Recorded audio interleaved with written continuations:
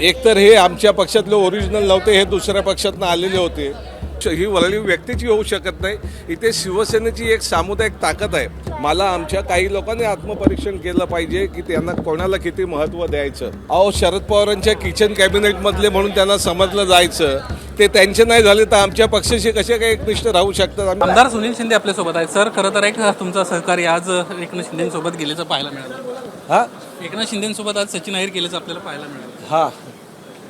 आपली प्रतिक्रिया या सगळ्या विशेष काय,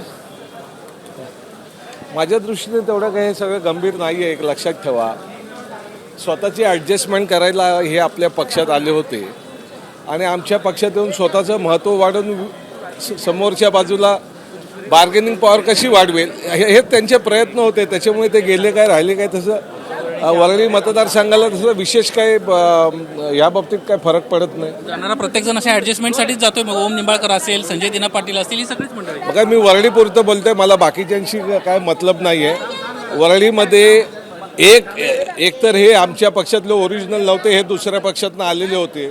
अहो, शरद पवारांच्या किचन कॅबिनेटमधले म्हणून त्यांना समजलं जायचं, ते त्यांचे नाही झाले तर आमच्या पक्षाशी कसे काही एकनिष्ठ राहू शकतात. आम्ही कसं त्यांच्यावरती कल्पना आली होती वरळीत असेल किंवा एकंदरीतच सगळं मला माहीत नाही, पण आमच्या वरिष्ठांनी याबद्दल आत्मपरीक्षण करायला पाहिजे होतं.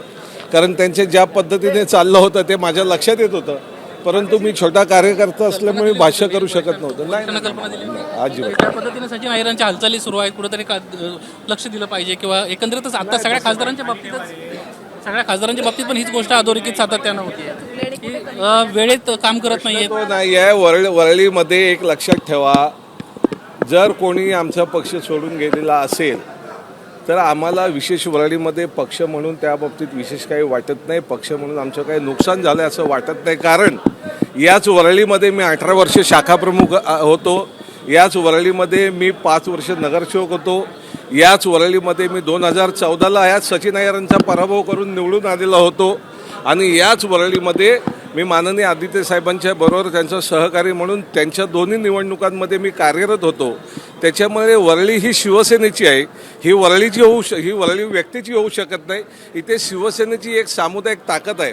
शिवसेनेचे तिथे अनेक शिवसैनिक आहेत की ज्यांच्यामध्ये धमक आहे की स्वतः ज्या असे अनेक आमच्याकडे चेहरे आहेत शिवसेनेमध्ये की जे त्यांच्याकडे शिवसेनेचा चेहरा म्हणून ओळखलं जातं. आणि त्याच्यामुळे असे कोण आले गेले याच्याबद्दल मला तरी विशेष काही वाटत नाही. किंवा वरळीतलाही ते त्यांना विचारा. परंतु शिवसैनिक म्हणून आम्ही आमचं वरळीतलं जे काम आहे ते काम करत राहू. आणि वरळीमधली जी अभेद्य शिवसेना आहे ती भविष्यात यापेक्षाही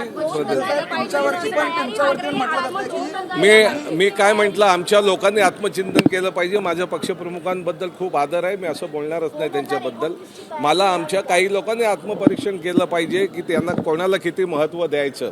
या संदर्भात मी बोललो. आमच्या ठाकरे कुटुंबियांबद्दल मला जबरदस्त आदर आहे, त्यांच्यावर नितांत श्रद्धा आहे. त्यांच्याबद्दल असं वेडवाकडं कधीच मी बोलणार नाही.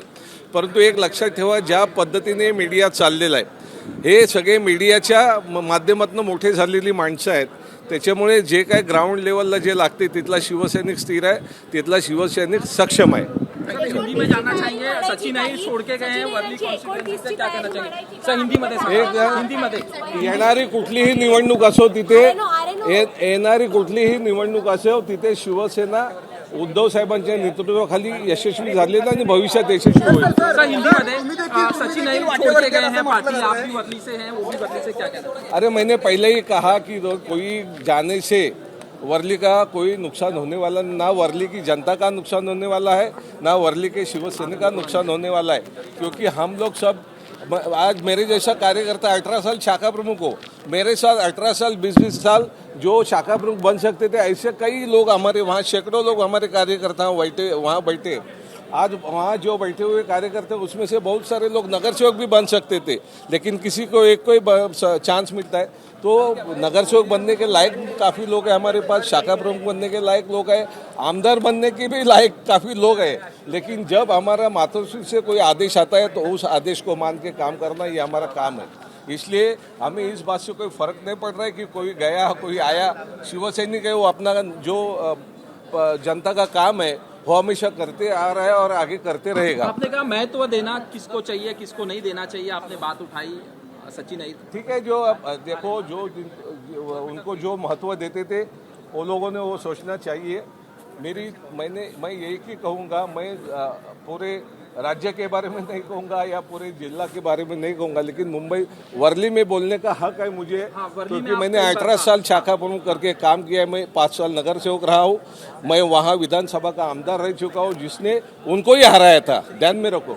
तभी कम से कम 27,000 वोट से मैंने उनको हराया है। जो भी कोई बोल रहा है कि वो आदित्य साहब के आके हमारा फायदा हुआ है, बल्कि आदित्य साहब को 20,000 वोट और आने चाहिए थे, 1 लाख के ऊपर मार्जिन मिलना चाहिए था, मिला नहीं है।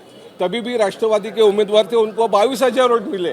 तो ये आने से फायदा हुआ या नुकसान हुआ, आप सोचो क्या करना है। नहीं रहे फिर शिवसेना के मैंने पहले ही कहा ना, वो शरद पवार साहब के साथ नहीं रहे तो हमारे साथ कैसे रहेंगे। एबीपी माझा, उघडा डोळे बघा नीट।